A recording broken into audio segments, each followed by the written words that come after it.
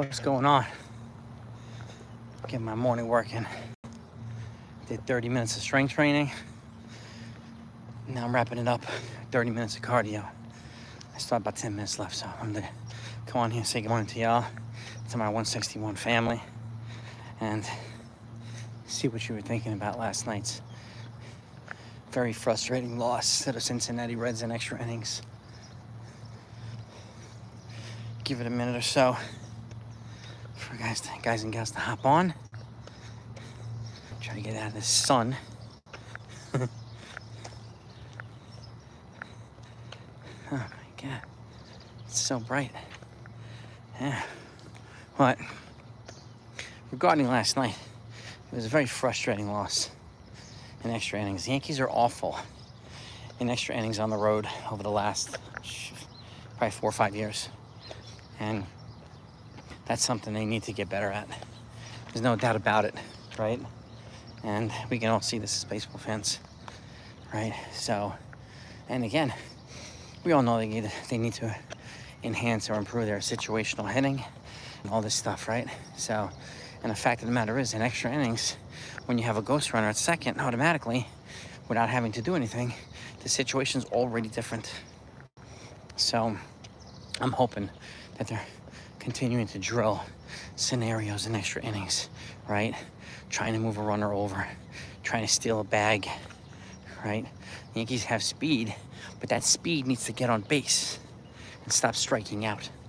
You got Anthony Volpe there, you got Jazz Chisholm, you got Cody Bellinger, you got a couple guys who could take advantage of being fast. And morning. And this is the time for them to attack the base paths. I understand too, Jose Trevino was not behind the dish yesterday, so it might be a little bit more difficult. They've got to read this type of stuff. And I also know the fans are frustrated the Yankees don't bunt enough, but keep in mind too, you know, from a pitcher standpoint too, pitchers know, unless you're an elite hitter like Tony Gwynn or something like that, pitchers know when you're positioning yourself to bunt, and they will adjust accordingly. So bunting is not the easiest. It's easier said than done, I should say. Good morning to all y'all in there, by the way. And can't see your comments just yet, only because I'm walking. I have my sunglasses on. But once I get into the shade and my walk-ins, I'll get to all yours. But hello, everybody. And one of the other things that last night, and look, I understand fans are frustrated. I get it. I'm frustrated too. It sucks losing. It sucks having a team that sucks so bad in extra innings right now on the road. They're terrible at it. And they only have 1 game lead now over the Rays. So fans are panicking. Yankees are collapsing and this and that and this and that, right? So this is the MO every year from the fans. I get it. I totally get it. But I also know a lot of folks that subscribe to this channel watch Boone's postgame because they make it clear how much they hate it. That's fine too, right? But one of the things that Boone did say yesterday, okay, is that Carlos Rodon did go to him and told him he was gassed after 6 innings, right? And after 88 pitches, people are like, oh, he pulled him too early, could have gone another inning. You try doing that in 100-degree weather with high humidity, okay? He did go to Boone and told him he was gassed. And for those that watched the post game, know that. So I'm not exactly sure why the narrative is being pushed right now. I know it's going to be pushed on places today that he pulled him too early, he can't manage a game, he doesn't know how to handle pitchers. This is going to be the talking point for a lot of places today. Yeah. And Johnny the Wise Ago also acknowledged that he was gassed yesterday too. Yeah, he only pitched not even an inning, but he was sick the day before. He acknowledged that too. And when you're sick, it does take a lot out of you from your stamina the day or two after. So he got off to a strong start, and then he fell apart pretty quickly. So they took him out of the game as a precautionary measure.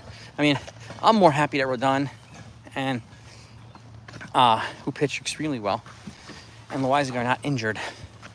That's more important to me, but I can't speak for everybody else. But I encourage folks to please not push this narrative that Boone pulled Rodon early. It's not true, okay? It's based on a total lie. Rodon did go to Boone and told him he was gassed. So Boone protected his pitcher, pulled him out. And you could see Rodon, like, he was sharp, but, you know, he's also a profuse sweater. He sweats like crazy, even when it's cooler, and when it's cooler out. So, you know, he's exerting a lot of energy out there. And anybody who's even done a walk like I'm doing right now in the heat, I'm sweating like a pig right now. I'm sweating my bag off. And all I'm doing is my 30-minute cardio after 30 minutes of strength training. That guy pitched for hours out high in a blazing heat and threw 88 pitches. So, yeah, he's going to be gassed. But, you know, if I'm the Yankees, I'm working on situational stuff. They've got fast guys. Jazz, right? Volpe, Belly, and a couple other guys. And those guys need to get on base in order to utilize their speed. And if any one of them, like Volpe was a ghost runner last night, you know, unfortunately, the two batters before him popped up to shallow outfield, so he couldn't tag up. Otherwise, he would have been thrown out. So that's a hitting thing right there, a situational hitting. I don't know why somebody didn't put the ball on the ground, why somebody, you know, didn't try something else, but it's just the way that it is. And again, I know the biggest, like I said, one of the biggest criticisms is that they don't bunt enough. Well, again, pitchers can adapt to that. Okay, so, and make it harder to bunt. And that's just a baseball thing. Not necessarily a feel for the game thing. But you give me your thoughts, folks. I think we're all frustrated. But I am confident that Max Fried will get his 10th win. There's nobody in the majors right now has 10 wins. So Rodon could have been the first guy yesterday. Max Fried could have been the second guy today. But hopefully Max Fried is the first guy today. As long as the guy with the first guy to 10 wins is on this Yankee team, right? But they have a dynamic playmaker in Ellie De La Cruz. He does everything, an all-world guy. We have a guy like that in Double A. His name's Spencer Jones. Okay? People, even yesterday, I put out a trade proposal. That wasn't even mine. Someone else put it out. Trade to the Twins, right? And just for perspective, people want to get rid of Volpe. They want to get rid of Spencer Jones. That's fine. But the second somebody proposes Jason Dominguez in a trade, people lose their minds, right? So, and one of the talking points right now is he doesn't have enough at-bats. Well, if you look at his at-bats and compare him to Spencer Jones, they're almost identical at-bat-wise. But not Spencer Jones, excuse me, Trent Grisham. But Trent Grisham's offensive stats are far superior to Jason Dominguez. That's not a knock on Dominguez. You just have a veteran who's familiar with this stuff playing better than a rookie. That's normal, okay? But the trade proposed yesterday was with the Twins. And he had Willie Castro, who's a dynamic infielder who can play multiple positions with a lot of speed, okay? Who could serve as a leadoff hitter here, which we do not have. And Joan Duran, who's the Minnesota Twins closer, who is another super elite closer with him. He's got 3 years of control of arbitration after this year. So that's the prize asset of the trade. Going back to Minnesota would have been Carlos Lagrange, and he's a highly touted pitcher for the Yankees, prospect-wise, and Jason Dominguez, right? And unfortunately, these type of scenarios, you're going to have to give to get. But I'm curious to know why fans are more than willing to give Spencer Jones up in a trade, but won't give Dominguez up in the trade. Just out of curiosity. I'm just curious. All right. What's up, gang? What's going on? Keith, Jonathan, there he is. Yeah. It is a crazy trade, but it's a bold one. And again, at this point in time, I mean, I do think the Yankees are going to wind up making strategic trades, right? To address needs. And the obvious fact is they need to address right now, okay? The bullpen is gassed, and unfortunately, we've had too many injuries in the bullpen. We just lost Cousins, who could have been a valuable guy. They sent down Efros. And Ryan Yarborough's hurt. So it's taxing our pitching one way or the other. So if I'm the Yankees, and I know they're looking to call up Clayton Beeter, but Beeter's got a 6 strikeout rate, which is crazy high, like in the low to mid 40s, sometimes high 40s, but his walk rate's still high. So once he cuts down the walk rate, which is one of the bigger problems the Yankees have had in the bullpen. The bullpen guys walking too many freaking guys, right? My guess is they'll call him up. And they might call him up instead of trading for somebody. But there are some guys out there the Yankees could probably trade for that could help the bullpen. And maybe some guys that haven't thrown a ton of innings, right? So, Duran, what's happening, my man? No. You think the Yankees should sell? Sell who? Duran, what's your logic, man?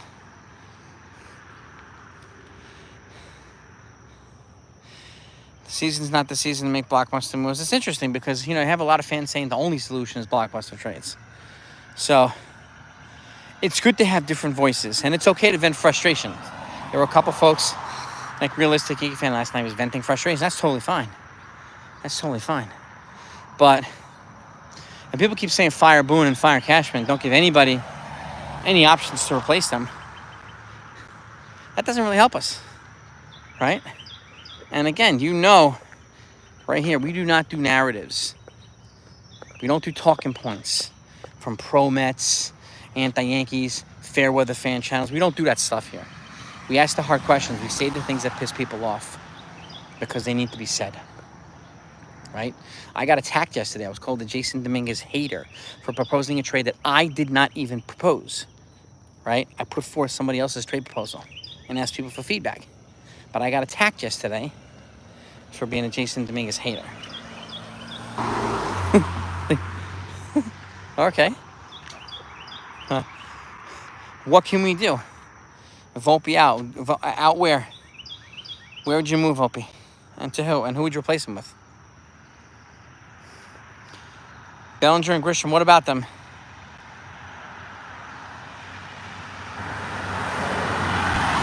What about them, Duran? I mean, Grisham's a free agent after this year, so I don't think he'll be back. But I find it, you'd be hard-pressed to find the fourth outfielder who put up the production that Grisham puts up without elite defense. Look at his production. You get a fourth outfielder who's projected at probably 25 home runs, having 60-something runs, 60 or 70-something runs. Yeah, that's pretty darn good production from a fourth outfielder. So, and he's probably going to get a starting gig somewhere next year for a decent amount of money. So, at least that's my logic behind that, okay? I encourage other folks to, you know, think about all the scenarios and why. Believe me, I want Jones too. Lombard's not ready yet.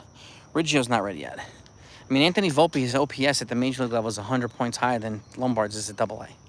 So that's a telltale sign that Lombard's not ready yet. But he's also a developing player, so you got to give him time. Spencer Jones, on the other hand, I think he's ripe for a call up to AAA.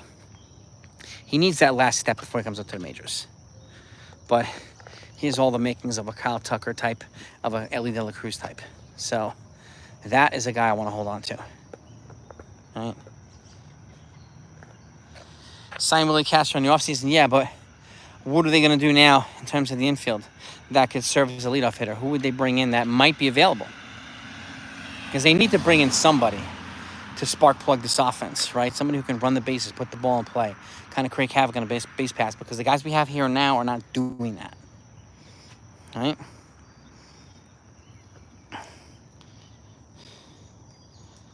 There is no way. What's this? What do you think, Weaver and Williams? They're not going to trade Weaver. There's not a chance in the world they're going to trade Weaver, and there's almost that little of a chance they're going to trade David Williams too. No. Miller had years of control when they traded Andrew Miller. He had years of control when they traded him on a salary. Weaver and Williams do not. They're going to be free agents at the end of the year, so it would be a pure rental. But why would you gut the back end of the bullpen when we don't have anybody who can replace him with? And Jesus Rodriguez to play where? And keep in mind, too, that raking in AAA doesn't equate to raking at the major league level. So this is something we have to factor in, too. I'm excited about Jesus Rodriguez, too. But what if you call him up and he doesn't pan out? What are we going to do? Are we going to blame Brian Cashman for doing what we're asking him to do? Right? Questions, again, that people might not want to answer.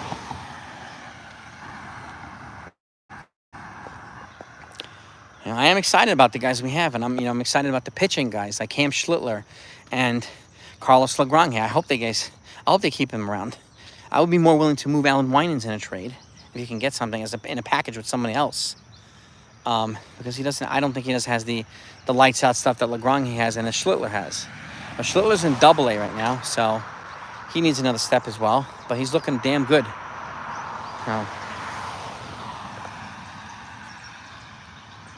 We don't know yet. It's too early to tell. Just like it's too early to give the Dodgers the World Championship in June. Right?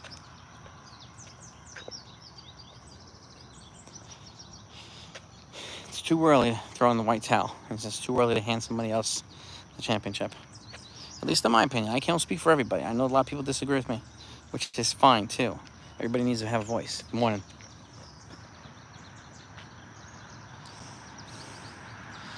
Punt and go up hard for Duran. Who are they going to go for in 2026 that they can't go for now? Who are you thinking?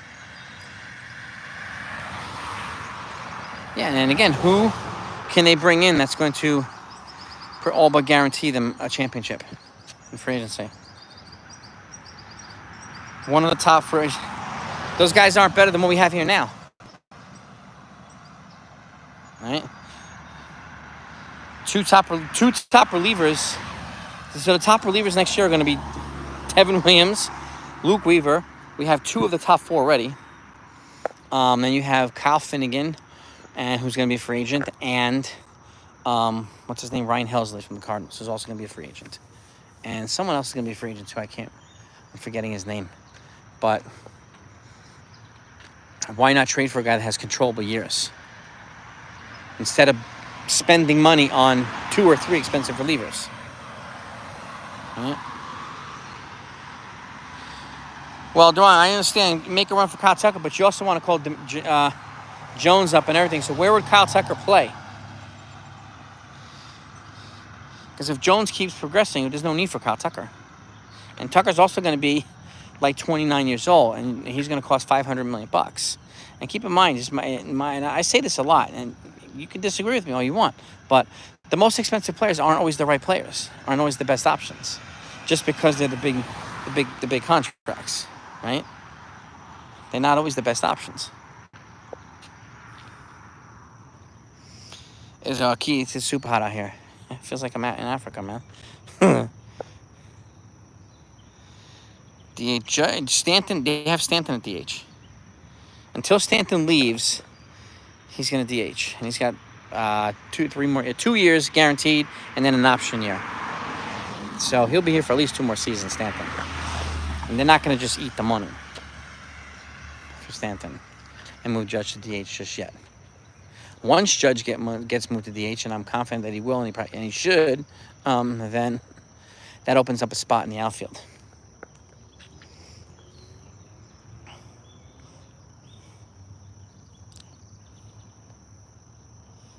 Well, that's the other thing, too. Does Tucker want to play here? We don't know.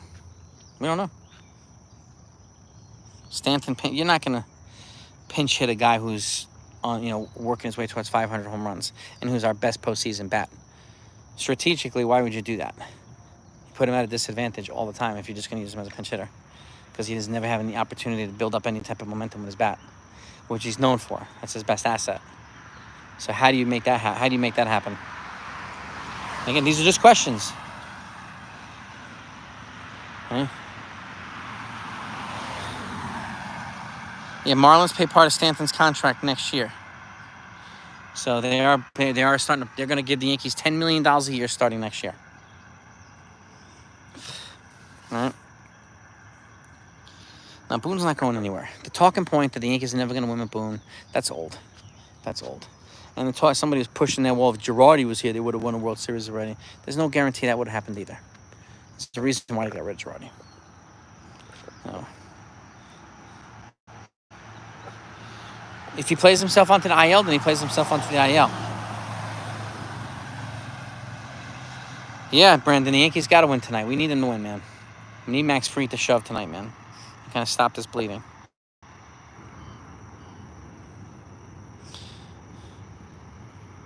Big part of his game being, how often is he injured more than he plays? No. And who's the biggest postseason bat from the Yankees? Stanton. Yeah, Scuba would be awesome, but there's no way the Tigers are going to trade him. Not the way they're playing. Can you imagine that? It'd be crazy.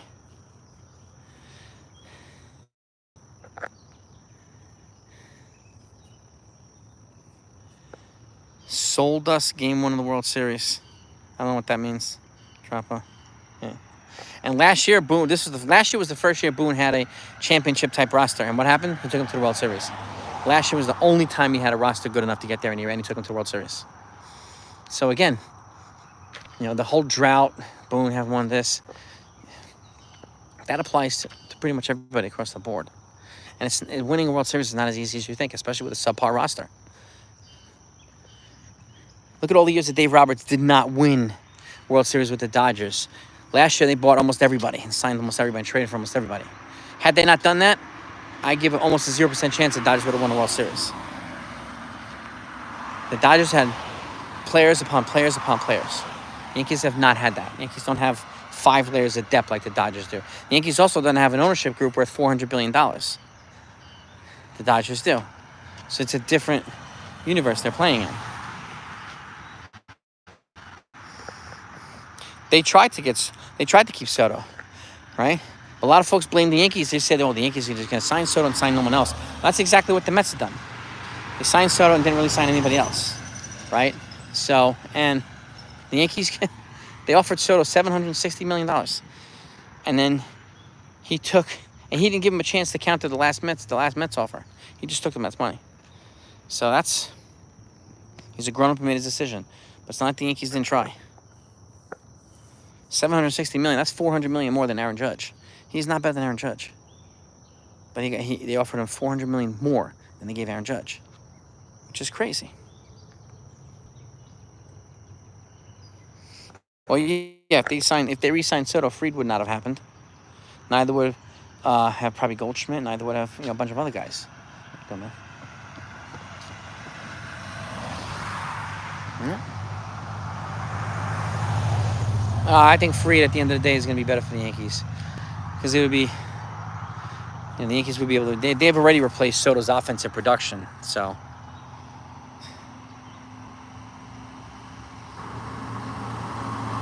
Yeah, the Mets signed Frankie Montez and some of these other guys, and the Mets did what they did, huh?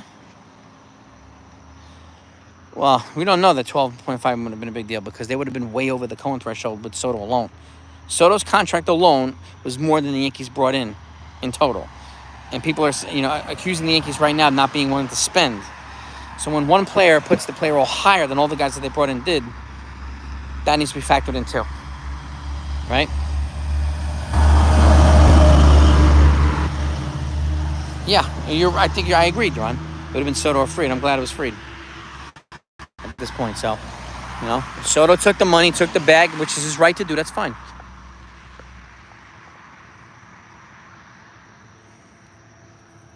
I know, I get it, Brandon. I don't blame you for not giving up on him.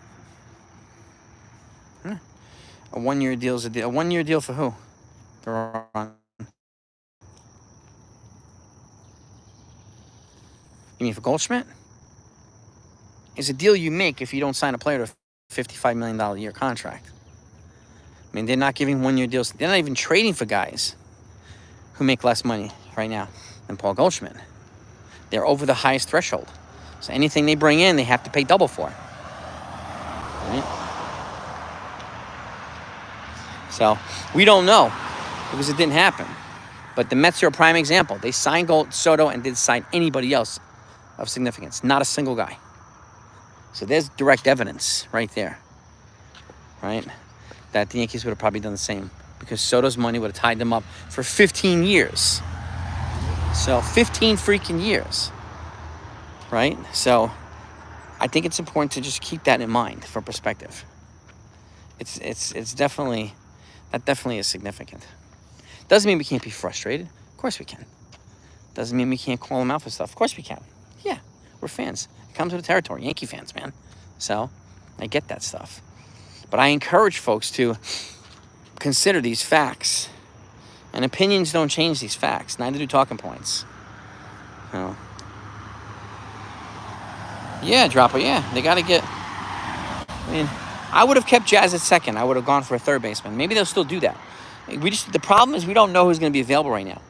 Third base or second base. If they get Ryan McMahon from the Rockies, then you can move Jazz back to second. Right? If you get Ryan McMahon, I hope they get Jake Bird to go along with him. A power reliever. Right? So, but we'll see. We'll see. It's not. I have a cold sore here inside of my nose. I have a cold sore. Do I think Bo Bichet's an option? Probably not, because I think he's going to get a multi-year deal.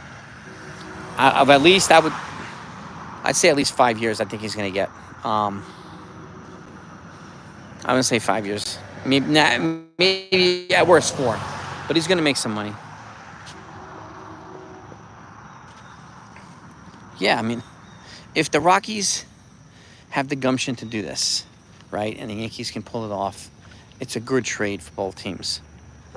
And it will be a worthwhile venture for either side. And the Rockies have a lot of pieces that they need to, positions they need to address, right? And honestly, like, I talked to Clint Hurdle, Rockies coach, last week, and want to give him some guys that he could work with. Some good players he can work, some good bats, right? And some other folks that he can work with. He's a hitting coach there. And you give him a guy like Everson Pereira and maybe a couple other bats. You can even give him Roderick Arias, right? You can give him Oswald Peraza, too. Like a major league guy to replace McMahon immediately. And then Roderick Arias is the developmental guy, so that if Peraza doesn't work out, you can replace him with Arias, who hasn't even started his service clock yet. And who's blocked by the Yankees, right? Well, he's blocked by George Lombard. He's blocked on the Yankees by George Lombard. So, all this stuff is got to be factored in.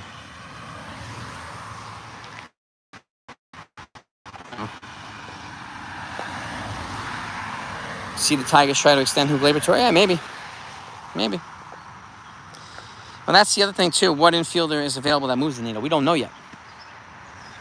We just don't know, right? Like, there's all these... Arenado, I don't think he's going to move the needle as much as we think. It's going to cost a hell of a lot of money. The only guy I talk about that moves the needle is Brendan Donovan from the Cardinals, but I don't know if he's gettable. But he's a guy you give pieces for. He's the guy that moves the needle. Ryan McMahon, maybe, but I don't. He doesn't move the needle as much as Donovan does. And Donovan can also play leadoff hitter. He's also one of the best bunters in the game, which is a skill set I've said last couple of days that the Yankees do not deploy. But he's one of the better bunters in the game, so you want to get somebody who is actually skilled at bunting, right? So that's a good thing, too. And he's got speed, and he's a good defender. He hustles. So he does a lot of things that the Yankees don't always do. So he's a guy that would move the needle for the Yankees, in my opinion. So, and based on his own stats. And he's also beloved in St. Louis. You know, I think they want to get rid of Arenado so they can keep Donovan. And if I was the Cardinals, I'd want to do the same thing. So,